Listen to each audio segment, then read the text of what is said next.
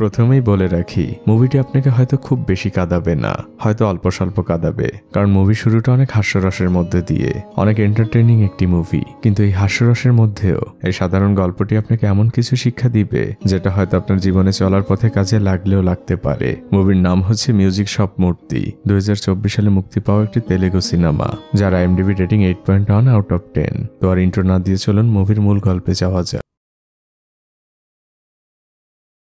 Movie শুরু হয় তামিলনাড়ুর একটি ছোট্ট শহর দেখিয়ে। সেখানে যে একটি সেলুনে বসে শেভ করছিলেন আমাদের মুভির মূল চরিত্র মূর্তিজি। তার আশপাশে বসে থাকা সবাই তার বয়সী এবং তার বন্ধু বান্ধব, এমনকি সেলুনের নাপিত। মূর্তিজি কাজ শেষে উঠতে গেলে তার নাপিত বন্ধু তার কাছে টাকা চায়। মূর্তিজি তখন পুরনো একটি ক্যাসেটের বাক্স দেখিয়ে বলে, তুই যে আমার দোকান থেকে একটি ক্যাসেট এনেছিলি সেই টাকা তো এখনো দেসনি, আমারটা খাতায় লিখে রাখ, পরে দিয়ে দিব।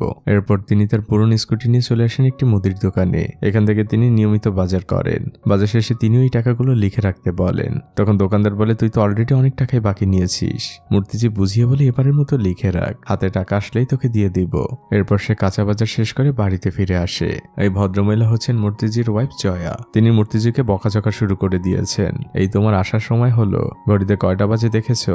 বাচ্চাদের স্কুলে যাবার সময় পার হয়ে যাচ্ছে, যাও যে গুড়িয়াকে ঘুম থেকে উঠাও। গুড়িয়া হচ্ছে তাদের ছোট মেয়ে, যে কিনা বাবার প্রচন্ড ভক্ত। বাবা তাকে অনেক আদর করে ঘুম থেকে উঠায়। গুড়িয়া বলে, বাবা আজ স্কুলে না যাই। মূর্তিজি বলে, তোর মা শুনতে পারলে আমাকে একদম মেরে ফেলবে। আর এই হচ্ছে তাদের বড় মেয়ে জাহানাবি, যে কিনা গুড়িয়ার অপোজিট, যার সাথে মায়ের সম্পর্ক ভালো, কিন্তু বাবার সাথে সে ভালোভাবে কথাও বলে না। মা জয়া তার হাজবেন্ড মূর্তিজিকে বলে, তুমি তোমার ওই পুরনো মিউজিকের দোকানটা বেচে দাও, মেয়েদের ভবিষ্যৎ আছে। কত টাকা খরচ বেড়েছে জানো? ওই দোকান দিয়ে তো আর সংসার চলবে না, একটা পথ দেখো ঠিকই বের করে ফেলবো। গুড়িয়া বলে, বাবা ঠিকই বলেছে, ওই দোকানটা আমাদের কত পুরনো, ওই দোকানের জন্য বাবাকে এলাকার সবাই চেনে। তখন বড় বোন জাহানাবি গুড়িয়াকে ঝাড়ি দেয় আর বলে, তুই পাকা পাকা কথা বলবি না। জাহানাবি রাগ করে সেখান থেকে উঠে চলে যায়। আর দৃশ্য এখান থেকে চলে আসে আমাদের মুভির অন্যতম প্রধান চরিত্র অঞ্জনার কাছে, যে ব্যাকগ্রাউন্ড থেকে বলছে, আমি বুঝতে পারি না যে মানুষ কেন বিয়ে করে। মূলত অঞ্জনাকে আজ পাত্রপক্ষ দেখতে এসেছে। আর প্রথম দেখেই পাত্রপক্ষের অঞ্জনাকে খুবই পছন্দ হয়, তাই তারা ফাইনাল কথা বলতে চায়। কিন্তু তখন সবাইকে বাধা দিয়ে অঞ্জনা বলে, আমার কিছু কথা বলার আছে। অঞ্জনা তখন অনেকগুলো কন্ডিশন দেয়, যেগুলো শুনে পাত্রপক্ষ খুবই বিরক্ত হয়। মূলত অঞ্জনা আমেরিকা থেকে পড়াশোনা করে দেশে ফিরেছে, সে এখনই বিয়ে করতে চায় না, সে প্রথমে নিজের পায়ে দাঁড়াতে চায়। পাত্রপক্ষ সেখান থেকে চলে গেলে অঞ্জনার মা অঞ্জনাকে অনেক বকাঝকা করে, কিন্তু অঞ্জনা চুপচাপই দাঁড়িয়েছিল। আর দৃশ্য এখান থেকে চলে আসে আমাদের মুভির মূল নাম মূর্তি মিউজিক শপে। আর এই ছেলেটির নাম হচ্ছে আঞ্জি, যে কিনা মূর্তিজির সহকারী। মূলত সিডি আর ক্যাসেট ভাড়া দিয়েই দোকান চলে। আর তাছাড়া এলাকায় যত ধরনের অনুষ্ঠান হয় সেই সব জায়গায় তারা যে গান বাজিয়ে মানুষকে বিনোদন দেয়, এটা তাদের সেকেন্ডারি ইনকাম। কিন্তু এই সামান্য ইনকাম দিয়ে তার ঘর ভাড়ার কারেন্ট বিল দিতে দিতেই অবস্থা খারাপ হয়ে যায়। তাই মাসের শেষের দিকে তাকে প্রায় দ্বারস্থ হতে হয় বন্ধু বান্ধবের কাছে টাকা ধারের জন্য। মূর্তিজিকে এলাকার সবাই ভালোবাসে, সবাই তাকে খুব ভালো মানুষ হিসেবে চেনে, তাই অনায়াসে মানুষ তাকে টাকা ধার দেয়। কিন্তু মূলত সংসারের সকল দেখভাল করে তার ওয়াইফ জয়া, যেভাবে ঘরে বসে 2 টাকা ইনকাম করে যায় তার সকল চেষ্টাই সে করে। এভাবেই কেটে যায় কয়েকদিন। এই হচ্ছে মূর্তিজির একমাত্র শালা রমেশ। শেষে বলে, দুলাভাই আপু বলল মোড়ে নাকি একটি দোকান ফাঁকা আছে, তুমি এই দোকানটা বেচে দিয়ে ওখানে যেতে অন্য কিছু করতে পারো, তাতে সংসারটা চলতো। তখন মূর্তিজি বলে, দেখ রমেশ, কেউ না বুঝলেও তুই বুঝবি, এই দোকানটা আমি ব্যবসার জন্য করি না, মিউজিক আমার প্যাশন, এটা আমি ভালো লাগা থেকে করি। যে কাজ করতে আমার ভালো লাগবে না বা যে কাজ করে আমি তৃপ্তি পাবো না, সারাদিন বসে সেই কাজ কিভাবে করব বল? তুই তোর বোনকে একটু বুঝিয়ে বলিস, আমি মিউজিকের মধ্যেই নতুন কিছু করে আয় বাড়ানোর চেষ্টা করব। এখান থেকে দৃশ্য চলে যায় অঞ্জনার কাছে। সে ডিজে প্লে করছিল, এটা তার ছোটবেলার প্যাশন, কিন্তু এখন সে এটাকেই প্রফেশন হিসেবে নিতে চায়। এটা করতেই সে ভালোবাসে। ছোটবেলায় তার বাবা মিউজিক পছন্দ করলেও কিন্তু মেয়ে মিউজিককে প্রফেশন হিসেবে বেছে নিবে এটা তিনি কোনোভাবেই মানতে পারছেন না। তাই তিনি এসে মেয়ের ডিজে কনসোলটা ছুঁড়ে ফেলে দেন আর মেয়েকে বকাঝকা করতে থাকেন। অঞ্জনা শুধু তার বাবার মুখের দিকে তাকিয়ে থাকে। এই ডিজে কনসোলটা তার অনেক প্রিয়, অনেক আবেগের, কিন্তু সে তার বাবাকে কিছুই বলে না। পরদিন সকালবেলা জয়া তার বানানোর জিনিসগুলো একজন লোককে দিচ্ছিল, এগুলো এই লোকগুলো বাইরে যেয়ে বিক্রি করবে। মূর্তিজি তখন বাড়ি থেকে বের হয়। জয়া তার হাজবেন্ডকে বলে, তোমার কি কোনো খেয়াল আছে জাহানাবীর কলেজের বেতন দিতে হবে আজ? মূর্তিজির মুখটা চুপসে যায়। সে বলে, তুমি কোনোভাবে একটু ম্যানেজ করে নাও, আমি তোমাকে পরে দিয়ে দিব। জয়া বলে, আমি আর কত ম্যানেজ করব, সবকিছুই তো আমাকে ম্যানেজ করতে হয়। মূর্তিজি মন খারাপ করে দোকানে চলে আসেন। আঞ্জি বলে, ওস্তাদ আজ একটা বড় অর্ডার পেয়েছি। মূর্তিজি বলে, ও বিষয়ে পরে শুনবো। আঞ্জি বলে, আগে তো শোনো, পঞ্চায়েতের ছেলের জন্মদিনের অনুষ্ঠান, সেখানে গান বাজাতে হবে, ভালোই টাকা দিবে আমাদের। আর এখান থেকে দৃশ্য চলে যায় সেই বার্থডে অনুষ্ঠানে। সেই পঞ্চায়েতের ছেলে তার বাবার সহকারীকে বলছে সন্ধে হয়ে গিয়েছে কিন্তু এখনো ডিজে আসেনি। তখন তার বাবার সহকারী তাকে আমতা আমতা করে বলে যে ডিজেকে বলা হয়েছিল সে আসতে পারবে না, সে নাকি অসুস্থ। তবে তুমি চিন্তা করো না বাবা, আমাদের এলাকায় খুব ভালো একজন ডিজে রয়েছে, সেই সকল অনুষ্ঠানে গান বাজায়, তাদের খবর দিয়েছি কিছুক্ষণের মধ্যেই চলে আসবে। আর আমরা দেখতে পাই আঙ্কেল মূর্তি তার বিখ্যাত স্কুটিতে করে সেই অনুষ্ঠানে এসেছে। পঞ্চায়েতের ছেলে আঙ্কেলকে দেখে বলে এ কিভাবে ডিজে বাজাবে। তো মূর্তি যে আসা মাত্রই টেবিলে সবকিছু গোছগাছ করছিল আর এরপরে সে তার গান বাজানো শুরু করে। আর যেমনটা এক্সপেক্ট করছিলেন সেই পুরনো আমলের কিছু গান, যেগুলো শুনে ওখানে থাকা সবার ঘুম চলে আসার মতো অবস্থা। আঞ্জিও বলে ওস্তাদ তুমি এসব কি গান বাজাচ্ছ। এদিকে পঞ্চায়েতের ছেলেও তার বাবার সেক্রেটারিকে খুবই বকাঝকা করছে। তখন সে যেয়ে বলে মূর্তিজি এসব আপনি কি গান বাজাচ্ছেন, মানুষ তো ঘুমিয়ে পড়বে, আপনি এগুলো বন্ধ করে এমন কিছু গান বাজান যাতে সবার মধ্যে জোশ চলে আসে। তখন মূর্তিজি বলেন আমি বুঝতে পেরেছি। তখন তিনি তার বাছাই করা একটি প্লেলিস্ট থেকে গান বাজাতে শুরু করেন আর মুহূর্তের মধ্যে সেখানের পরিবেশ একদমই চেঞ্জ হয়ে যায়। সবাই মিলে নাচতে শুরু করে, মূর্তিজিও খুবই মজা পাচ্ছেন। গান শেষ হয়ে গেলে সবাই এসে মূর্তিজিকে অনেক বাহাবা দেয় আর বলে আপনি তো একজন ভালো ডিজে হতে পারেন, এই গ্রামে পড়ে থাকলে তো আপনার প্রতিভা প্রকাশ পাবে না। আর তাছাড়া একজন ডিজের কদর কত জানেন, একটা শোয়ের জন্য ডিজেদের কমপক্ষে 50,000 টাকা করে দিতে হয়। টাকার অঙ্ক শুনে মূর্তিজি ভাবনায় পড়ে যান। রাতের বেলা বাসায় ফিরেও তিনি নির্ঘুম, তার মধ্যে শুধু ডিজে হবার চিন্তা, যার ফলাফল পরদিন খুব সকালবেলা আঞ্জি দোকানে এসে দেখতে পায় দোকান খোলা। সে ভাবতেই পারছে না তার আগে তার ওস্তাদ চলে এসেছে। এদিকে আমরা দেখতে পাই মূর্তিজি কানে হেডফোন লাগিয়ে কিছু একটা করছেন। আঞ্জি জিজ্ঞেস করলে জানে সে ডিজে শিখছে। এই যে দেখ এটা হচ্ছে ডিজে কনসোল, এটা দিয়ে গান বিভিন্নভাবে রিমিক্স করা যায়। আঞ্জি বলে কিন্তু ওস্তাদ ওখানে শেখাচ্ছে মেশিনে আর তুমি এখানে শিখছো কাগজে কলমে, তোমার মাথাটা পুরাই শেষ। এখান থেকে দৃশ্য চলে আসে অঞ্জনার কাছে। সে তার নষ্ট হয়ে যাওয়া ডিজে কনসোলটি ঠিক করানোর জন্য বিভিন্ন দোকানে যাচ্ছে, কিন্তু কারোরই এই মেশিন সম্পর্কে কোনো ধারণা নেই। এভাবে দিন গড়িয়ে সন্ধে হয়ে যায়। অঞ্জনা তার ডিজে কনসোলটি ঠিক করাতে পারে না। পরদিন সকালবেলা মূর্তিজি তার নাপিত বন্ধুকে শেয়ার করে সে যে একজন ডিজে হতে চায়। এটা নিয়ে তার নাপিত বন্ধু অনেক মজা নেয়, তোর কি বুড়ো বয়সে ভীমরতি হয়েছে, এই বয়সে ডিজে হবি। এদিকে অঞ্জনা আজও তার ডিজে কনসোলটি নিয়ে বেরিয়েছে। সে শহরের বিভিন্ন দোকানে যেতে থাকে আর সর্বশেষ একটি দোকানে আসলে সেই দোকানদার তাকে জানায় এই মেশিন এই এলাকার কেউ ঠিক করতে পারবে না, তবে আমি তোমাকে একটা সাজেশন দিতে পারি। সামনে মূর্তি মিউজিক শপ রয়েছে, ওখানের মূর্তিজি এই বিষয়ে কিছু জানলেও জানতে পারে। এদিকে মূর্তিজি আজও বসে বসে কম্পিউটারে ডিজে শিখছে। তখন আঞ্জি এসে তাকে জানায় ওস্তাদ সারাদিন এগুলো করলে হবে, পেট চালাতে হবে না, একটা অর্ডার আছে চলো যাই। আঞ্জি আর মূর্তিজি তার স্কুটিতে করে রওনা হয়েছে।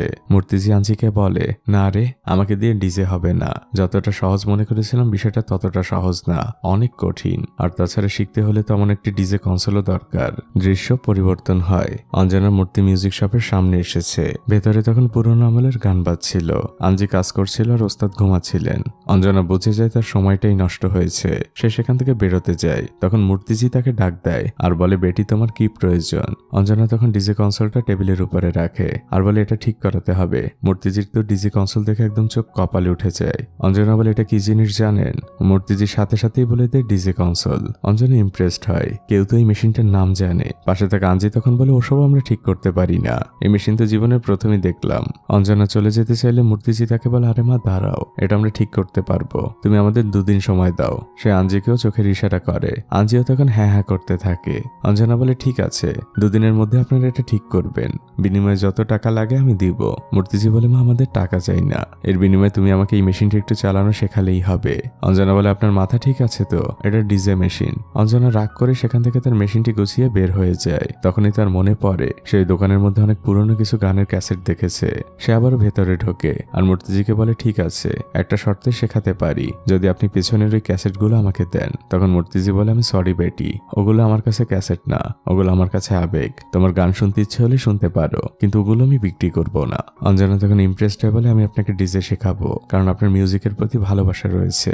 আপনি এই ক্যাসেটগুলো আমার কাছে বিক্রি করতে চাইলে আমি কখনোই আপনাকে শেখাতাম না। তো ওই দিন রাত থেকে ওস্তাদ আঞ্জি ওই মেশিনটি ঠিক করে লেগে পড়ে। তার ইন্টারনেট থেকে কিছু টিউটোরিয়াল দেখেছে। মূর্তিজি আঞ্জির হেল্পার হিসেবে কাজ করছে, তার যা যা প্রয়োজন সময় মতো মূর্তিজি সবকিছুই হাজির করছে আর আঞ্জি মেশিনটি ঠিক করার চেষ্টা করে যাচ্ছে। আর এভাবে 2 দিন অনেক চেষ্টা করার পর ফাইনালি মেশিনটি ঠিক হয়। মূর্তিজি আর আঞ্জি দুজনেই অনেক খুশি হয়। আর তারা যখন অঞ্জনাকে তার ঠিক হয়ে যাওয়া কনসোলটি দেখায় সে তো মহা খুশি, সবকিছুই একদম ঠিকঠাক কাজ করছে। সে মূর্তিজিকে ধন্যবাদ দেয় আর বলে তাহলে ক্লাস কবে থেকে শুরু হচ্ছে। আর পরদিন সকালবেলা থেকে শুরু হয় মূর্তিজির ডিজে শেখার ক্লাস। অঞ্জনা প্রথমে বুঝে ডিজে মানে কি, ডিস্ক জকি। পুরোনো আমলে কলের গানে ডিস্ক দেখা দেখা যেত, আর জকি হচ্ছে সেগুলোর কন্ট্রোলার। এটা আধুনিক ভার্সন, যার মাধ্যমে একটি গানকে বিভিন্নভাবে কন্ট্রোল করা যায়। আর তার জন্য সর্বপ্রথমে যেটা প্রয়োজন সেটা হচ্ছে কত ধরনের মিউজিক হতে পারে। মিউজিক বিষয়ে যত বেশি ধারণা রাখা যাবে, ডিজে শেখাটা ততটাই সহজ হয়ে যাবে। আর এটাই মূর্তিজির প্রথম কাজ। অঞ্জনা বিভিন্ন ধরনের মিউজিক নোট করে দেয়, আর পরদিন ঘুম থেকে ওঠার পর থেকেই মূর্তিজি সেই নোট করা মিউজিকগুলো শুনতে থাকে। সে সারাদিন কানে হেডফোন লাগিয়ে ঘরের মধ্যে হাঁটাহাঁটি করে। তার ওয়াইফ বুঝতে পারে না যে তার কি হয়েছে। এমন মূর্তিজি একদিন গান শুনছিল, তখন গুড়িয়া সে একটি হেডফোন নিজের কানে নেয় আর বলে, বাবা তুমি এসব গান শুনছো? মূর্তিজি বলে, হ্যাঁ রে, তোর বাবা ডিজে হবে। গুড়িয়া চিৎকার করে ওঠে। তখন মূর্তিজি তাকে থামিয়ে দিয়ে বলে, আসতে বল, তোর মা শুনলে আমাকে ঘর থেকে নামিয়ে দিবে। আর গানের ধরন শেখা হয়ে গেলে অঞ্জনা এবার শেখাতে শুরু করে ডিজে কনসোলের কোনটার কি কাজ। মূর্তিজি সবকিছু নোট করে নিচ্ছে। বাসায় ফিরে আসার পরেও সে সবসময় ওই ডিজে মোডেই থাকে। তার ওয়াইফ এবং বড় মেয়ে কিছুই বুঝতে পারছে না। মূর্তিজি ওই কনসোল নিয়ে নিজে নিজে অনেক প্র্যাকটিস করে। দিন যত যায় অঞ্জনাও তাকে অনেক কিছু শেখায়। মূর্তিজি অঞ্জনাকে তার গুরু মনে করে। ধীরে ধীরে তাদের মধ্যে খুব ভালো সম্পর্ক হয়। তারা বাইরের চায়ের দোকানে আড্ডা দেয় আর সারাক্ষণ মিউজিক নিয়ে কথা বলে, কিন্তু বাইরের মানুষ এই বিষয়টি ভালো চোখে দেখে না। তারা মূর্তিজি আর অঞ্জনাকে নিয়ে নানা ধরনের কথা বলতে থাকে। অঞ্জনার বাবাও বিষয়টি লক্ষ্য করছে, তার মেয়ে যেন প্রত্যেকদিন কোথায় যাচ্ছে। তো একদিন অঞ্জনাদের ড্রাইভার, যে কিনা মূর্তিজিদের এলাকায় থাকে, সে অঞ্জনার বাবাকে মূর্তিজি আর অঞ্জনার বিষয়টি জানায়। অঞ্জনার বাবা সেই বিষয়টি শুনলেও সে কোনো রিয়াক্ট করে না। কিন্তু একদিন অঞ্জনার বাবার নিজ চোখেই তাদের ঘোরাফেরার বিষয়টি দেখে ফেলে। এদিকে মূর্তিজি এখন প্রায় সবকিছু আয়ত্ত করে নিয়েছে। অন্যদিকে অঞ্জনার বাবা তাদের ড্রাইভারের কাছ থেকে নিয়মিতই সকল খবর নিত। এদিকে মূর্তিজি এতদিন যা শিখলো সে সকল বিষয় সে আজ অঞ্জনার কাছে পরীক্ষা দিবে। মূর্তিজির পরীক্ষা চলছিল, আর এদিকে তার বড় মেয়ে জাহানাবিকে তার বান্ধবীরা বলছে, তোর বাবা তো ইদানিং চুটিয়ে প্রেম করছে রে, তোর ছোট মা দেখতেও তো বেশ সুন্দর।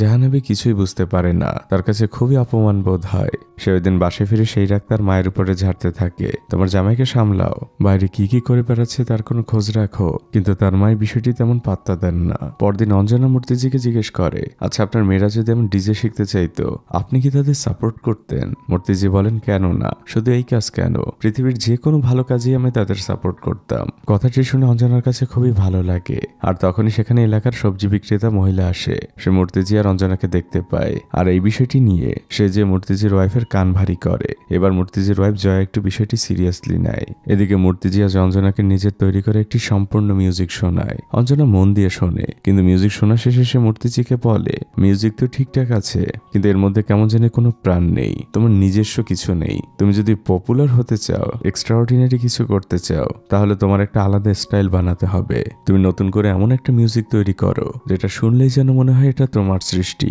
এটা বলে অঞ্জনা সেখান থেকে চলে যায়। ওই দিন পুরো রাত মূর্তিজি কানে হেডফোন লাগিয়ে নতুন সেই মিউজিকের কাজ করছিল। তার ওয়াইফ জয়া তাকে বারবার কল দিয়েই যাচ্ছিল, কিন্তু তার কানে তো হেডফোন ছিল, সে কিছুই শুনতে পাচ্ছিল না। আর ফাইনালি পুরো রাতের চেষ্টায় সে খুব সুন্দর একটি মিউজিক তৈরি করে। আর পরদিন সকালবেলা যখন অঞ্জনা আর আঞ্জি আসে, সে তাদের সামনে সেই মিউজিকটি প্লে করে। আর সেই মিউজিকটি ছিল এতটাই সুন্দর, অঞ্জনা সেই মিউজিকের দুনিয়ায় হারিয়ে যায়। সে বিটের সাথে সাথে নানা ধরনের মুভ করতে থাকে। অঞ্জনা যেন নিজের কানকে বিশ্বাসই করতে পারছে না। মিউজিক শোনা শেষে সে মূর্তিকে বলে, মূর্তি তুমি তো ফাটিয়ে দিয়েছো, এত সুন্দর মিউজিক আমি কখনো শুনিনি। এবার তো ডিজে শেখা শেষ হলো, এখন চলো বাইরে যাই আর আমাদের কাজের বিষয়ে আলাপ করি। মূর্তিজি আর অঞ্জনা বসে এক জায়গায় গল্প করছিল। অঞ্জনা বলে, আমাদের এখন এখান থেকে বারে ট্রাই করতে হবে। মূর্তিজি বলে, বারে কেন? অঞ্জনা বলে, তুমি তো এতক্ষণ ঘরের মধ্যে বাজালে, কিন্তু তুমি তো এখনো দর্শকদের মাঝে বাজাওনি, তাই আমাদের প্রথমে ছোট ছোট বারে ট্রাই করতে হবে, তারপর ধীরে ধীরে বড় জায়গায় যেতে হবে। আর আমরা দেখতে পাই তখন সেই পথ দিয়ে গাড়িতে করে অঞ্জনার বাবা যাচ্ছিল।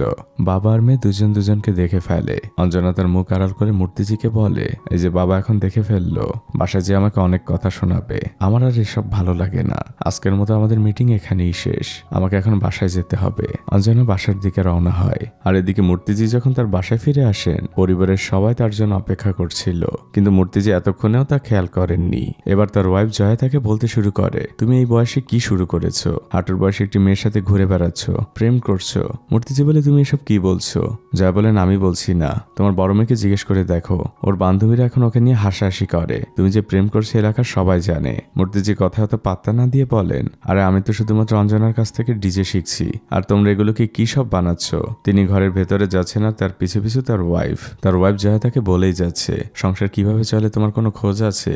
দুপয়সা ইনকাম নেই, বললো মিউজিক শপটা ছেড়ে দিয়ে মোড়ে একটি দোকান নিতে। তখন মূর্তিজি বলে, দেখো জয়া, যে কাজ করে শান্তি পাই না সেই কাজ সারাদিন কিভাবে করব? আমি মিউজিকে শান্তি পাই, আর আমি ডিজে শিখে সেই ইনকামটাই বাড়াতে চাচ্ছি। জয়া বললেন, তুমি আইনের নিজের বয়সটা দেখেছো? এই বয়সে সব পাগলামি করছো? এরপর মূর্তিজির বড় মেয়েও জানিয়ে দেয় তার বাবা এসব করতে থাকলে সে আর বাবার পরিচয় দিবে না। সে রাগ করে সেখান থেকে চলে যায়। এরপরে একে একে সবাই রাগ করে সেখান থেকে চলে যায়। এখান থেকে দৃশ্য চলে আসে অঞ্জনার কাছে। বাড়িতে ঢোকা মাত্রই তার বাবা তাকে দাঁড়াতে বলে আর জিজ্ঞেস করে, বুড়ো লোকটার সাথে তোমার কি চলছে তোমাদের মাঝে? অঞ্জনা বলে, বাবা এটা কেমন প্রশ্ন? আর তাছাড়া আমি এখন যথেষ্ট বড় হয়েছি, কার সাথে মিশবো বা চলবো সেটা একান্তই আমার বিষয়। হ্যাঁ, তুমি যদি খারাপ কিছু দেখো তাহলে বলতে পারো, কিন্তু শুধু শুধু কাউকে নিয়ে খারাপ মন্তব্য করা ঠিক না। অঞ্জনার বাবা তখন রেগে যেয়ে বলেন, তাই বলে তুমি বুড়ো সস্তা একজন রাস্তার মানুষের সাথে মিশবে?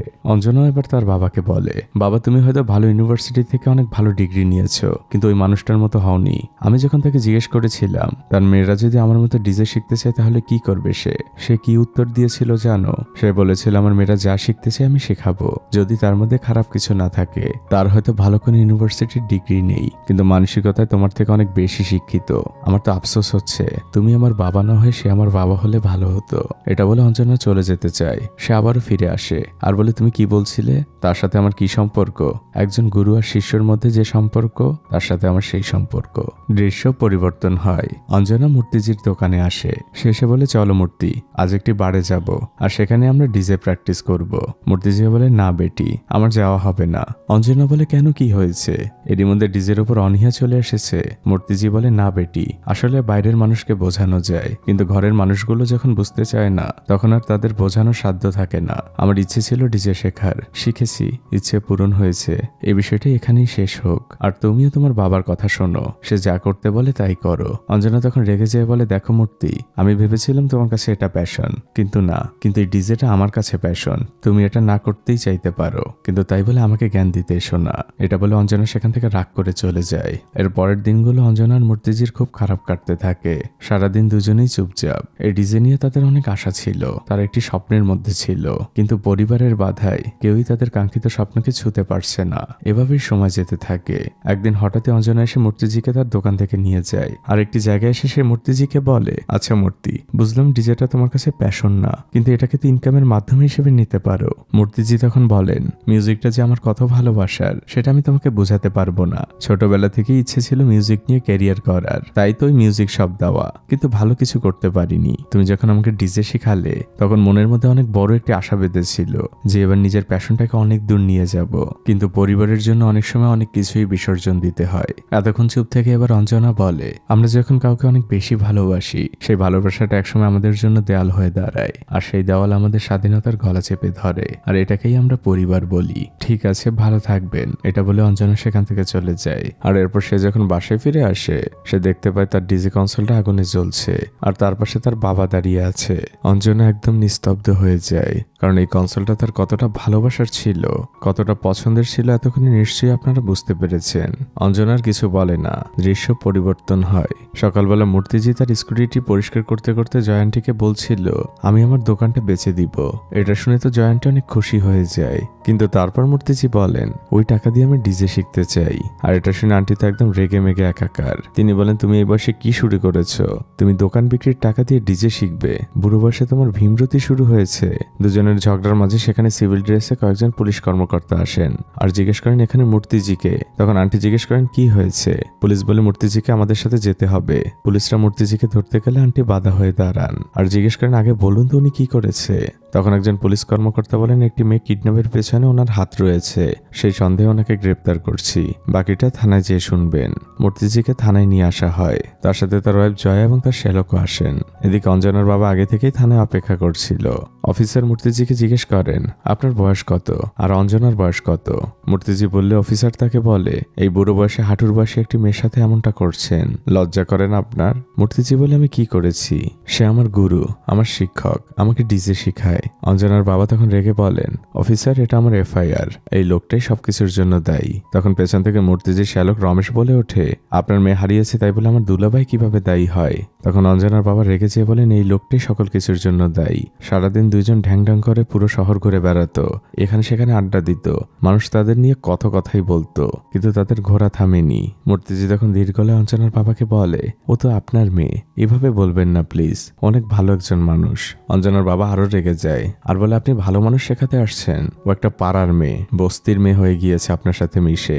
এই কথা শুনে এবার মূর্তিজি অনেক রেগে যান। তিনি ধমক দিয়ে বলেন, চুপ করুন, আপনার লজ্জা হওয়া উচিত। ওর বাবাকে নিয়ে অনেক গর্ব করত, ও আমাকে সবসময় বলতো আপনি ওর গুরু, ওর মিউজিক শেখার পেছনে আপনার অনেক অবদান রয়েছে, আপনাকেও সুপার হিরো ভাবতো, আর আপনি কিনা আপনার নিজের মেয়েকেই চিনতে পারেননি, এত বাজে কথা বলছেন নিজের মেয়েকে নিয়ে। মূর্তিজি তখন ঘুরে অফিসারকে বলেন, অফিসার ও যেখানে যাক, যেভাবে যাক, আমি খুশি হয়েছি, আর যদি সকল দায় আমাকে নিতে হয় তাও নিব, আপনি আমাকে গ্রেপ্তার করুন, কিন্তু ও স্বাধীনভাবে বাঁচুক। তখন জয় আন্টি মূর্তিজিকে বলে, তুমি এসব কি বলছো? তোমার পরিবার আগে নাকি অঞ্জনা আগে? মূর্তিজি রেগেছে বলেন, অঞ্জনার ভবিষ্যৎ আগে, ওর অনেক ট্যালেন্ট রয়েছে। এই যে তোমাদের মতো মানুষরা যারা অন্যের সাফল্যকে উদাহরণ দাও, হাততালি তো অন্য কেউ ভালো কিছু করলে, কিন্তু সেই সেম কাজটা যখন নিজের ঘরের মানুষ করতে যায় তখন তোমরা দেওয়ালের মতো বাধা হয়ে দাঁড়াও। এই যে তোমার ভাই রমেশ স্টেট বক্সিং চ্যাম্পিয়ন ছিল, কিন্তু তোমরা কি করলে? ওকে জোর করে বিয়ে করিয়ে দিলে, এখন সংসার নিয়ে ব্যস্ত, কিন্তু ও চাইলে জীবনে অনেক কিছুই হয়তো হতে পারত। জয় আন্টি এবার রেগেছে কাঁদতে কাঁদতে বলেন, আমি এবং আমার পরিবার তোমাদের জন্য বাধা? ঠিক আছে, তুমি থাকো, আমি এক্ষুনি চলে যাচ্ছি। জয় আন্টি চলে গেলে মূর্তিজিকে জেলে ঢুকানো হয়। দৃশ্য পরিবর্তন হয়। সন্ধ্যেবেলা একজন লোক জয় আন্টির কাছে আসে। জয় আন্টি তাকে দোকানের দলিলটা দেয়, আর ওই লোকটি দেয় প্যাকেটে মোড়ানো অনেকগুলো টাকা। এর মধ্যে আমরা দেখতে পাই মূর্তিজি থানা থেকে ছাড়া পেয়ে বাসায় ফিরেছেন। তিনি ঘরে ঢুকতেই যাবেন, তখন জয় আন্টি বড় একটি ব্যাগ তার সামনে ফেলে বলেন, এই ঘরে আর তোমার কোনো জায়গা নেই, এই নাও তোমার দোকান বিক্রি করার 3 লাখ টাকা। মূর্তিজি অবাক হয়ে বলেন, তুমি দোকানটা বিক্রি করে দিলে? জয় আন্টি বলেন, আর কি করব, এই টাকা নিয়ে এখন যাও, যা ইচ্ছে করো, কিন্তু আমরা আর তোমার সাথে নেই। জয় আন্টি মূর্তিজিকে বাড়ি থেকে বের করে দেন। মূর্তিজি অনেক কষ্ট পেয়েছে। তার শ্যালক রমেশ বলতে থাকে, দুলা ভাই আমার বাসায় চলুন। মূর্তিজি বলে, না রে। আঞ্জিও তার ওস্তাদের দিকে তাকিয়ে আছে। আর এখান থেকে দৃশ্য চলে আসে একটি বড় ক্লাবে, যেখানে ডিজে পার্টি চলছিল, আর সেখানে ডিজে পরিবেশন করছিল এই মুভির অন্যতম আর এক প্রধান চরিত্র ডিজে ডেভিল। গানের তালে তালে একটি ছেলে মাতলামি করতে করতে একটা ভুল করে ফেলে, সেটা নিয়ে সেখানে হট্টগোল শুরু হয়ে যায়। তখন ডিজে ডেভিল তার ক্যামেরাম্যানকে ইশারা করে আর মাইকে গার্ডদের উদ্দেশ্যে বলে, ওকে ছেড়ে দাও। ডিজে ডেভিল হচ্ছে এমন একটা মানুষ যে সোশ্যাল মিডিয়ায় সবসময় ভাইরাল হতে চায়, মানুষের সিম্পেথি নিতে চায় এসব করে। অন্যদিকে আমরা মূর্তিজিকে দেখতে পাই, তিনি শহরে এসে পৌঁছেছেন। এখানে সবকিছুই তার অপরিচিত, আর তিনি ওভাবে আগে কখনো শহরেও আসেননি। তার ওই ছোট্ট শহরে কাটিয়েছেন সারা জীবন। আর পকেটে টাকাহীন একজন মানুষের এত বড় শহরে চলাটা যে কত কষ্টের, তা যারা এই সিচুয়েশন পার করেছে শুধুমাত্র তারাই বুঝতে পারবে। কারণ মূর্তিজি তার দোকান বিক্রি করা টাকাগুলো তার শ্যালক রমেশের কাছে দিয়ে এসেছে তার পরিবারের কাছে পৌঁছে দেওয়ার জন্য। মূর্তিজি রাস্তায় রাস্তায় ঘুরতে থাকেন, এখনো তার আশ্রয়ের কোনো জায়গা হয়নি। তিনি সাথে করে নিয়ে আসার মধ্যে শুধুমাত্র তার তৈরি করা একটি ডিজের সিডি নিয়ে এসেছেন, আর সেই সিডি নিয়ে তিনি শহরের বিভিন্ন বারে যান, কিন্তু বেশিরভাগ বারেই তাকে ঢুকতে দেওয়া হয় না। তিনি অনেক অনুরোধ করেন, কিন্তু বেশিরভাগ জায়গা থেকে তাকে দূর দূর করে তাড়িয়ে দেওয়া হয়। এই বুড়ো মানুষটি কোথায় থাকবেন, কি করবেন কিছুই বুঝতে পারছেন না। ফ্লাইওভারের নিচে বসে বসে ঝিমাচ্ছিলেন। পথ দিয়ে যাওয়ার সময় মানুষ তাকে খাবার দিয়ে যায়। ক্ষুধা পেটে মূর্তিজি এই খাবার খুব তৃপ্তি করে খায়। রাস্তায় ঘুমান তিনি।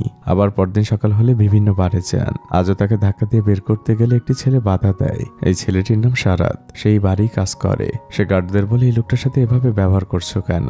অন্যদিকে রমেশ তার দুলাভের দেওয়া টাকাগুলো বোনকে দিতে আসলে জয়া তাকে না করে দেয়। মূর্তিজি একটি ফুটওভার ব্রিজের উপরে ঘুমাচ্ছিলেন, তখন হঠাৎই তাকে কেউ ডাক দেয়। মূর্তিজি ভয় পেয়ে যান। তিনি ভাবেন তার ব্যাগটা হয়তো কেউ নিয়ে যাচ্ছে। তখন শরৎ তাকে আশ্বস্ত করে, আপনার ভয় নেই, আপনি আমাদের সাথে চলুন। শরৎরা মূর্তিজিকে নিয়ে তাদের ম্যাচে আসে। ফ্রেশ হওয়ার পরে মূর্তিজি সবার সাথে খেতে বসেন। অনেকদিন পর তিনি এভাবে খাচ্ছেন। তখন সবাই জিজ্ঞেস করে, আপনি এখানে কেন এসেছেন? মূর্তিজি বলেন, আমি ডিজে হতে এসেছি। ছেলেগুলো ভাবে মূর্তিজি হয়তো মজা করছে, তাই একটি ছেলে মূর্তিজিকে জিজ্ঞেস করে, আচ্ছা ডিজে তো শিখতে এসেছেন, বলতে পারবেন মিউজিক কত প্রকার? মূর্তিজি তখন এক এক করে সকল ধরনের মিউজিকের নাম বলতে থাকে। সবাই তখন বুঝে যায় মিউজিক সম্পর্কে মূর্তিজির অনেক ভালো ধারণা রয়েছে।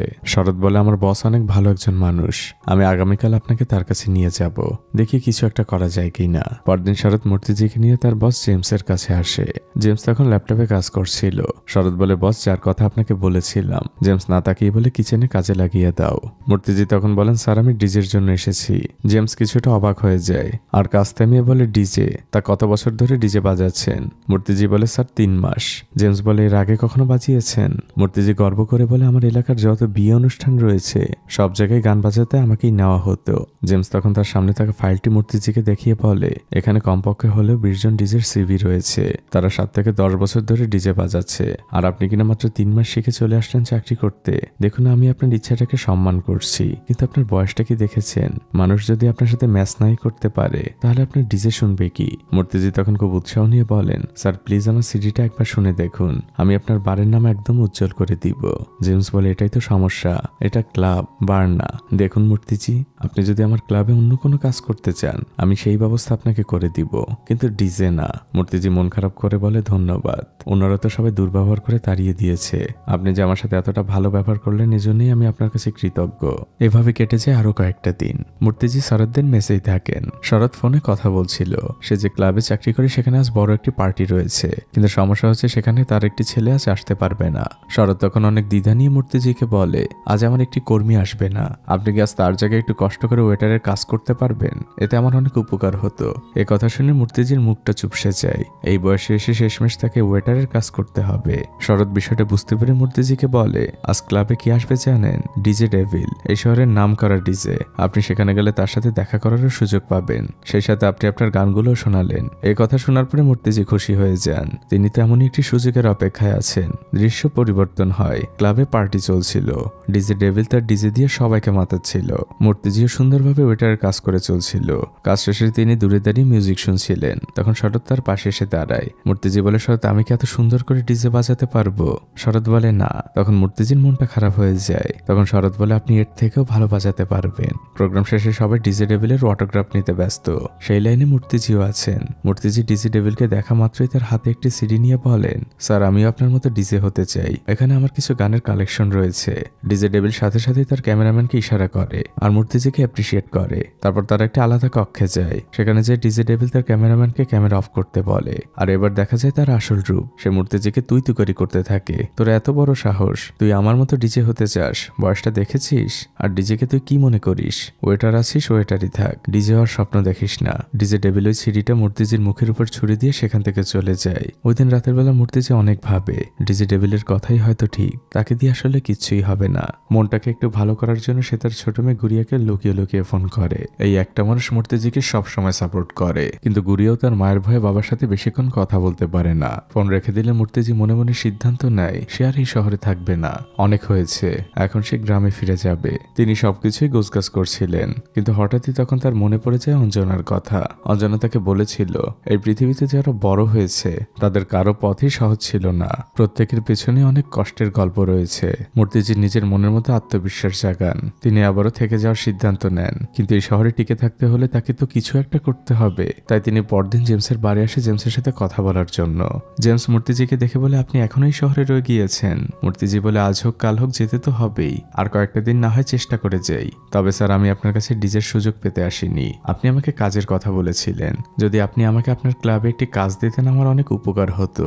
জেমস খুশি মনেই রাজি হয়। এই ক্লাবে শুরু হয় মূর্তিজির নতুন কর্মময় জীবন। শরৎদের সাথে সে প্রত্যেকদিন ক্লাবে যায়, সবার সাথে তাল মিলিয়ে কাজ করে। বয়সটা তার অনেক হয়ে গিয়েছে, কিন্তু কাজের ক্ষেত্রে মূর্তিজি অনেক ডেডিকেটেড। অন্যদের থেকেও বেশি পরিশ্রম করেন তিনি, আর এই বিষয়টা জেমস খুব ভালোভাবে লক্ষ্য করে। মূর্তিজির জন্য তারও অনেক মায়া হয়। অন্যদিকে আমরা ডিজে ডেভিলকে দেখতে পাই। তার ম্যানেজার তাকে বলে, ছোট একটি ক্লাবে শো রয়েছে, ওইসব ছোট ক্লাব আমার স্ট্যান্ডার্ডের সাথে যায় না।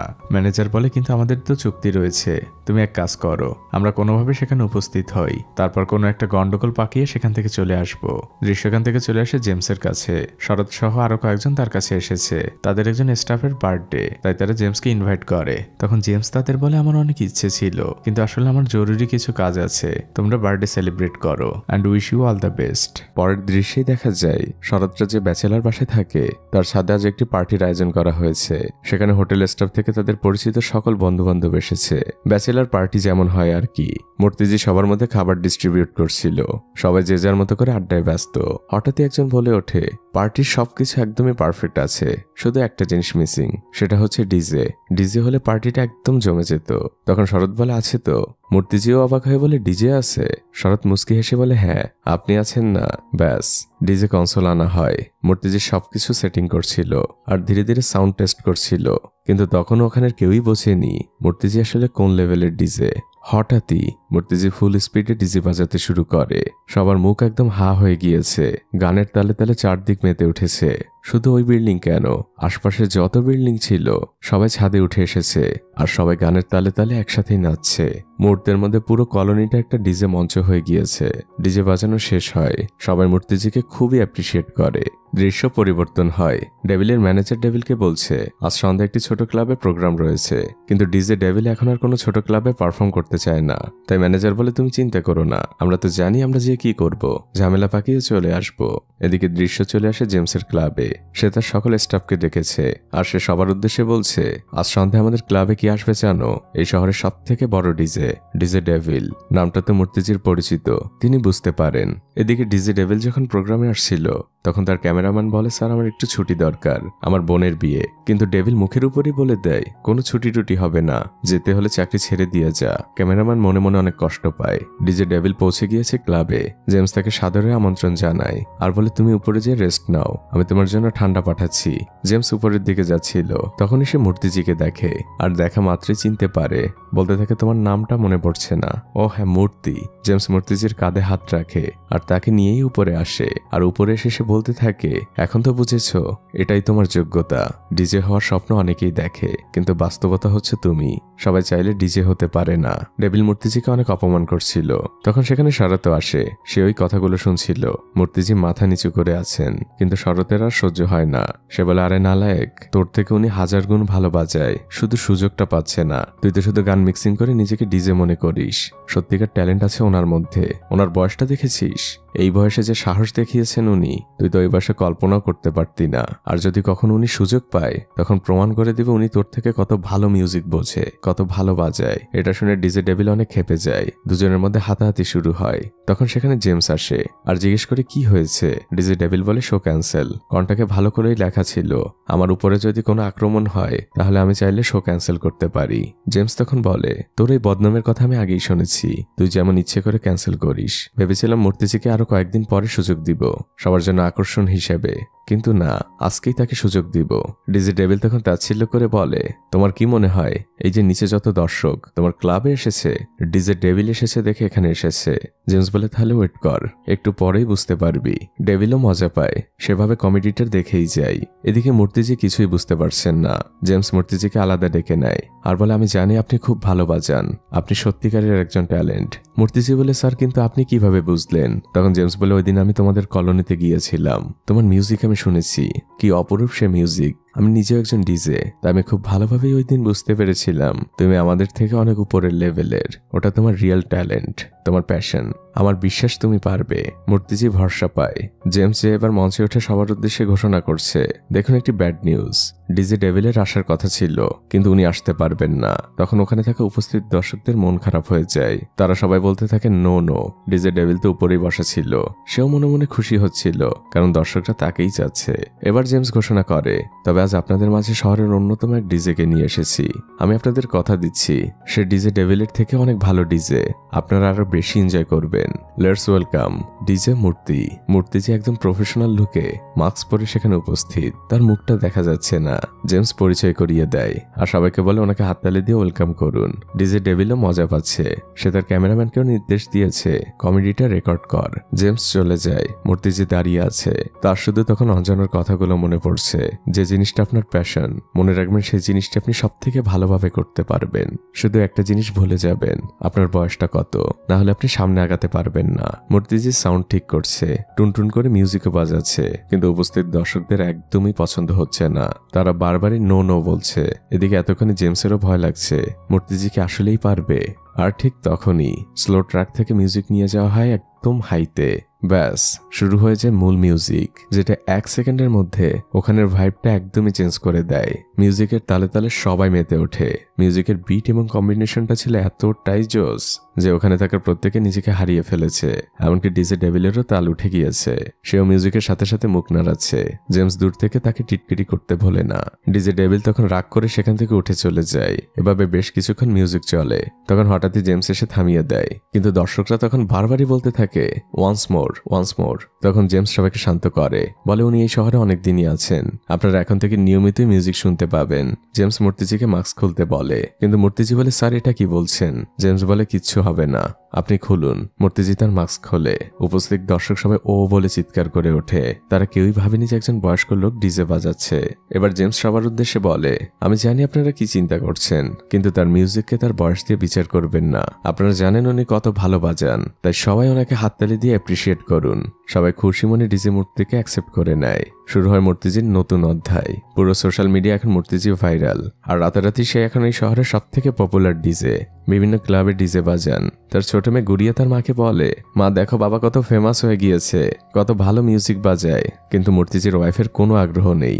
এমনই একদিন মূর্তিজির বড় মেয়ে জাহানাবীর কলেজে তার বান্ধবীরা মূর্তিজির ভিডিও দেখছিল। তখন সেখানে জাহানাবী আসে, আর সবাই তাকে বলে, তোর বাবা তো অনেক পপুলার হয়ে গিয়েছে রে, এখন তো আকালের সাথে দেখা করতে হলে অ্যাপয়েন্টমেন্ট নিতে হবে।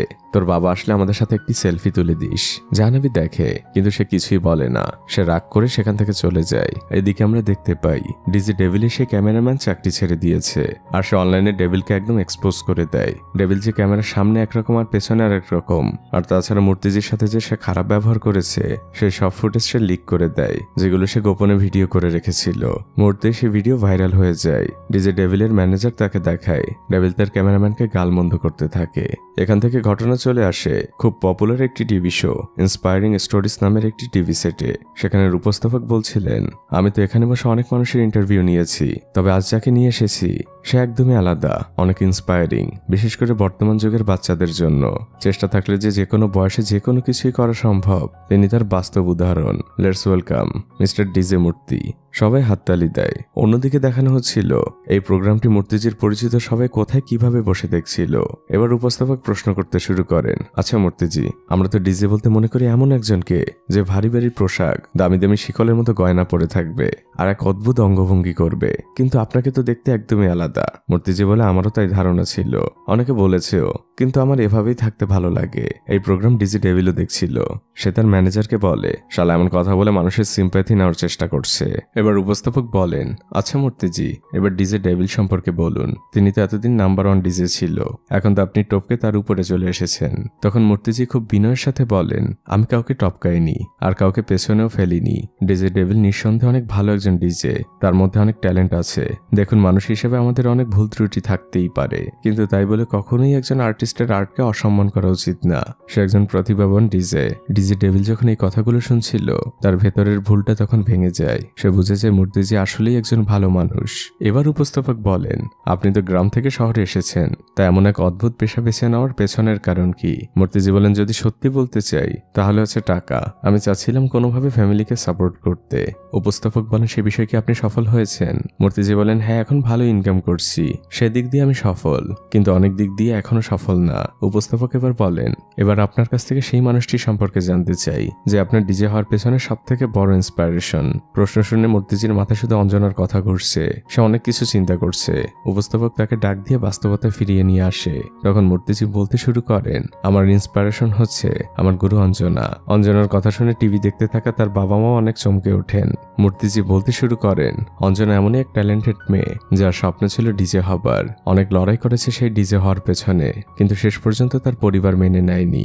অনেক কথা শুনতে হয়েছে তাকে। শেষমেশ বাবার কাছ থেকে রাস্তার মেয়ে উপাধি পেয়ে চলে গিয়েছে। জানি না পাগলিটা কোথায় আছে, কেমন আছে, তবে ওর পরিবার যদি একটু সাপোর্ট করত, ও আমাদের দেশের অন্যতম সেরা ডিজে হতে পারত। টিভি দেখতে থাকা অঞ্জনার বাবা মার চোখেও পানি। মূর্তিজি বাকিদেরও ক্রেডিট দিতে ভোলেন না। আঞ্জি থেকে শরৎ আর সেই বারের মালিক জেমস, প্রত্যেকের কাছেই তিনি কৃতজ্ঞ।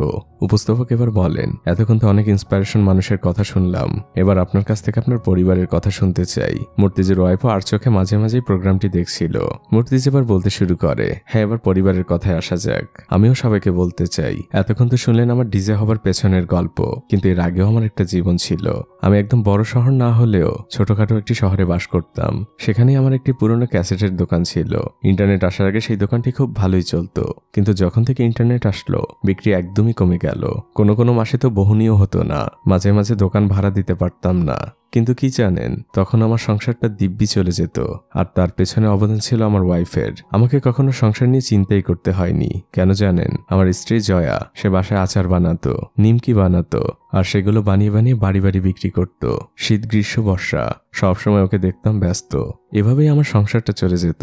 বড্ড স্বার্থপর ছিলাম আমি। এর আগের যে মানুষগুলোর কথা আপনাকে বললাম তারা আমার ডিজে হবার পেছনের ইন্সপায়ারেশন, কিন্তু আমি এই মূর্তি, সেই মূর্তি হবার পেছনের ইন্সপায়ারেশন হচ্ছে আমার ওয়াইফ জয়া। আমাকে বারবার বলতে এসব বাদ দাও। কেন বলতে জানেন? কারণ সে আমাকে শতভাগটা দিয়ে ভালোবাসতো। আর যখন কেউ আপনাকে শতভাগ দিয়ে ভালোবাসবে তখন সে আপনার 1% হেরে যাওয়াটা মেনে নিতে পারবে না। এটাই সত্যিকারের ভালোবাসার নিয়ম। যারা আমাদের ভালোবাসে তারা সবসময় আমাদের নিয়ে ভয় থাকে। আমাদের ব্যর্থতা তাদের ব্যর্থতা। মূর্তিজির ওয়াইফ জয়শ্রী এই কথাগুলো শুনছিল। তিনিও এবার কাঁদছেন। তিনিও তার ভুলটা বুঝতে পারছেন। মূর্তিজি এবার টিভি সেটের সামনে হাত জোড় করেন আর তার ওয়াইফকে বলতে থাকেন, আমি তোমাকে জীবনে অনেক কষ্ট দিয়েছি, নিজে সফল হয়েছি, কিন্তু তুমি আমার সংসারটাকে আগলে রেখেছো। তুমি আমাকে ক্ষমা করে দাও জয়া। এদিকে তার স্ত্রী জয়াও মাটিতে বসে পড়েছে। তিনিও কাঁদছেন। উপস্থাপক বলে, আমরা সবাই আপনার জন্য দোয়া করব, আর আপনার স্ত্রীর কাছে অনুরোধ করব তিনি যেন আপনাকে ক্ষমা করে দেন আর আপনাকে ডিজে হিসেবে মেনে নেন। অনুষ্ঠান শেষ হয়। মূর্তিজি তার চোখ মুছছিল। পেছন থেকে একটি ছেলে এসে উপস্থাপককে কানে কানে যেন কি বলে। তার মুখটা মুহূর্তের মধ্যে চুপসে যায়। মূর্তিজিও অবাক হয়ে তাকিয়ে আছেন। এমন কি হয়েছে যে উপস্থাপক তার দিকে ফ্যালফ্যাল চোখে তাকাচ্ছে? সবাই কনফিউজড। দৃশ্য পরিবর্তন হয়, আর সেই কনফিউশনের কারণটা হচ্ছে মূর্তিজির ওয়াইফ মারা গিয়েছেন। মেয়েরা মাকে ধরে চিৎকার করে কাঁদছে। মূর্তিজি বাড়ির মধ্যে প্রবেশ করেছেন। ছোট মেয়ে গুড়িয়ে যেয়ে বাবাকে জড়িয়ে ধরে, আর বড় মেয়ে মায়ের পাশে বসেই কেঁদে চলেছে। মূর্তিজি যেন নিজের চোখকে বিশ্বাস করতে পারছেন না। তিনিও মাটিতে বসে পড়েন আর এবার হাউমাউ করে কাঁদতে থাকেন। তিনি বলতে থাকেন, আমি আর তোমাকে ছেড়ে কোথাও যাব না। আমি বাড়ি থাকলে হয়তো আজ এমন হতো না। পুরো পরিবারের কান্নায় চারদিকটা ভারী হয়ে উঠেছে। মূর্তিজির ওয়াইফকে গোসল করানো হচ্ছিল। তিনি দূর থেকে তাকিয়েছিলেন, আর তখন তার মনে পড়ে যায় পুরনো কিছু কথা। তার ওয়াইফ একদিন হসপিটাল থেকে বাসায় আসে। মূর্তিজি জিজ্ঞেস করেছিল, হসপিটালে কেন গিয়েছিলে? সেদিন সে তার মায়ের কথা বলে মিথ্যে বলেছিল। অন্য একদিন সে ওষুধও খেতে দেখেছিল, কিন্তু অতটা গুরুত্ব দেননি। আসলে তার ওয়াইফ জয়া অনেকদিন ধরেই অসুস্থ ছিল, যেটা সে পরিবারের কাউকে বলেনি। মূর্তিজির ওয়াইফের শেষকৃত্য অনুষ্ঠান শেষ হয়। এরপরে কেটে যায় বেশ কিছুদিন। মূর্তিজি একদম মনমরা হয়ে গিয়েছেন। তিনি ঘর থেকে কোথাও বের হন না। এদিকে বড় মেয়ে জাহ্নবী তাদের বাসায় যে মহিলা সবজি দিতে আসতো তার কাছে জিজ্ঞেস করে, আন্টি আমি জানি মা তোমার কাছ থেকে মাঝে মাঝে টাকা নিত, তা তুমি মায়ের কাছে কত টাকা পাও আমাকে বলো, আমি মামাকে বলে ফেরত দেওয়ার চেষ্টা করব। তখন সেই আন্টি জাহ্নবীকে বলে, তোকে আজ সত্যটা বলি, ওই টাকা আমার ছিল না, সব টাকা তোর বাবা দিত। সরাসরি দিলে তোর মা নিবে না দেখে আমার মাধ্যমে দিত। ফেরত দেওয়ার দরকার নেই, ওই টাকা তোদেরই। জাহ্নবীর তখন বাবার উপর ভুলটা পুরোপুরি ভেঙে যায়। সে মনে করতো তার বাবা তাদের পরিবারকে ভুলে গিয়েছিল। এদিকে মূর্তিজি পরদিন সকালবেলা যখন ঘুম থেকে ওঠেন তিনি তার বিছানার পাশে একটি চিরকুট পান। সেখানে লেখা আই এম সরি। তিনি অত পাত্তা দেন না, কিন্তু পেছনের পিঠেই লেখা ছিল আমি সরি বাবা। এবার তিনি বুঝেছেন এটা তার বড় মেয়ের হাতের লেখা। মূর্তিজি খুবই খুশি হন। রান্নাঘরে জাহ্নবী নাস্তা তৈরি করছিল। মূর্তিজি তার বড় মেয়ের কাছে যান আর খুশি মনে বলে, মা আমার কাছে দে, আমি রুটি তৈরি করছি। জাহ্নবী অনেক দিন পর এই প্রথম বাবা বলে, আর বলে বাবা দরকার নেই, আমি তৈরি করে নিব। জাহ্নবী কাঁদছে। মূর্তিজি জিজ্ঞেস করেন, কি হয়েছে মা? জাহ্নবী বলে, বাবা আমি তোমাকে কত ভুল বুঝেছি, তোমার সাথে কত বছর কথা বলিনি, তুমি আমাদের এত ভালোবাসতে তার মূল্য কখনো দেইনি। মূর্তিজি তার মেয়েকে জড়িয়ে ধরেন। আর এরপর থেকে দেখা যায় বাবা আর মেয়ে মিলে পুরো সংসার সামলে নিচ্ছে। তাদের পুরো পরিবারটা ধীরে ধীরে স্বাভাবিক হচ্ছে। আসলে জীবন তো কারোর জন্য থেমে থাকে না। গড়িয়ে স্কুলে যাওয়ার জন্য রেডি হচ্ছিল, তখন জাহ্নবী এসে বলে, আজ থেকে আমি তোকে স্কুলে নিয়ে যাব। আর বাবাকে বলে, বাবা তুমি তোমার কাজ করো, গুড়িয়াকে নিয়ে চিন্তা করতে হবে না। মূর্তিজি ভরসা পান। জাহ্নবী গুড়িয়াকে নিয়ে বাসা থেকে বের হয় স্কুলের উদ্দেশ্যে। আর বারবার বলছিল ঠিক সময় টিফিন করে নিবি, ভালোভাবে পড়াশোনা করবি। গুড়িয়া হঠাৎই থেমে যায় আর কাঁদতে শুরু করে। জাহ্নবী বলে, কি হয়েছে? গুড়িয়া বলে, মার কথা মনে পড়ছে, মাও ঠিক তোমার মতো করেই এই কথাগুলো বলতো। জাহ্নবীও কাঁদছে আর ছোট বোনকে বলে, ঠিক আছে আমি আর তোকে বলবো না। গুড়িয়া বলে, না না দিদি তুমি আমাকে বলো, তাহলে মাকে কম মিস করব। দুই বোন দুজনকে শক্ত করে জড়িয়ে ধরে।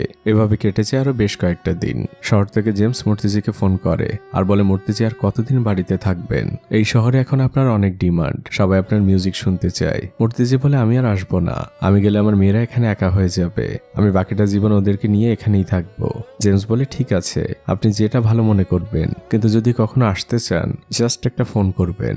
মূর্তিজি ফোন রেখে দেয়। তিনি উদাস হয়ে একটি গাছের নিচে বসেছিলেন। তখনই আমরা দেখতে পাই সেখানে অঞ্জনার বাবা আসে। তিনি মূর্তিজিকে ডাক দেয়। মূর্তিজি অঞ্জনার বাবাকে দেখে খুবই অবাক হয়। অঞ্জনার বাবা মূর্তিজিকে বলে, আপনি আমার চোখ খুলে দিয়েছেন, আপনি যে বাবাকে চিনতেন আমি এখন আর সে নেই।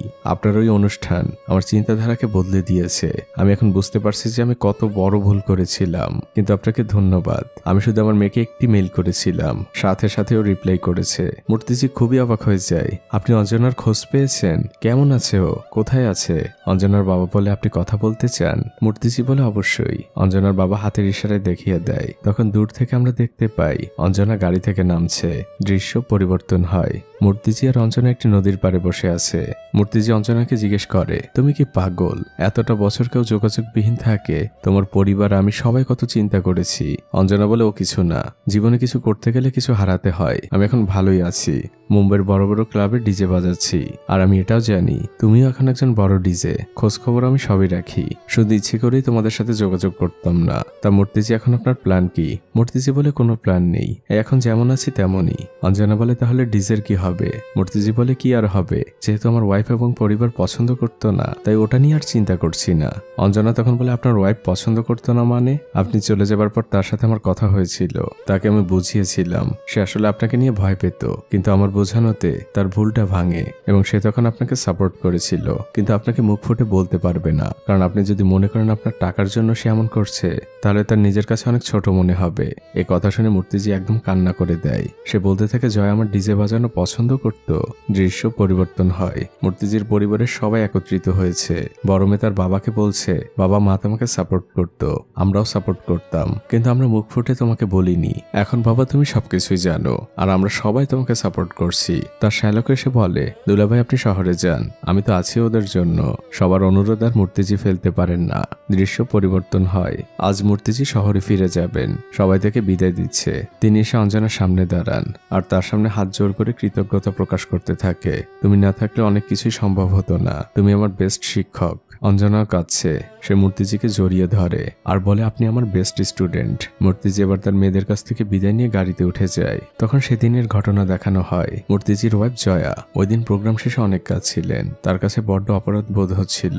তিনি মনে মনে অনেক গিল্টি ফিল করছিলেন, এই ভেবে যে তিনি তার স্বামীর সাথে কত খারাপ ব্যবহার করেছে, কিন্তু তার স্বামী তাকে কত ভালোবাসে। সেদিন সে আর কষ্ট নিতে পারেনি, তাই ওই দিন তিনি হার্ট অ্যাটাক করেছিলেন। দৃশ্য বর্তমানে চলে আসে। মূর্তিজির গাড়ি ছেড়ে দেয় আর তার মেয়েরা খুশি মনে ঘরের মধ্যে প্রবেশ করে। আর এই মুহূর্তের মধ্যে দিয়েই এই মুভিটি এখানেই শেষ হয়ে যায়। আমি জানি না আপনার কাছে মুভিটি কেমন লাগলো, তবে হাস্যরসের মধ্যে এই মুভিটি অনেক কিছু শিখিয়ে যায়। বয়স আসলে শুধুমাত্র একটি নাম্বার। আমরা অনেকেই বয়সের দোহাই দিয়ে আমাদের স্বপ্নগুলোকে মেরে ফেলি। একটি নির্দিষ্ট বয়সের পরে মনে হয় আমাদের দিয়ে আর কিছু হবে না, কিন্তু খুব গভীরভাবে যদি ভাবেন, দেখবেন সফলতার পেছনে বয়স কখনো বাধা হয়ে দাঁড়ায় না। এমন হাজারো কোটি উদাহরণ পৃথিবীতে রয়েছে। তাই আপনার কাছে যদি মনে হয় আপনার অতীতের কোনো ইচ্ছে বয়সের কারণে পূরণ হচ্ছে না, তাহলে আবার চেষ্টা করুন। আরেকটি কথা, জীবনে চলার পথে ফ্যামিলি সাপোর্টটা ভীষণ প্রয়োজন। পারলে আপনার পরিবারের মানুষকে তাদের পছন্দের কাজে সাপোর্ট করবেন, যেগুলো করতে তারা স্বাচ্ছন্দ্য বোধ করে।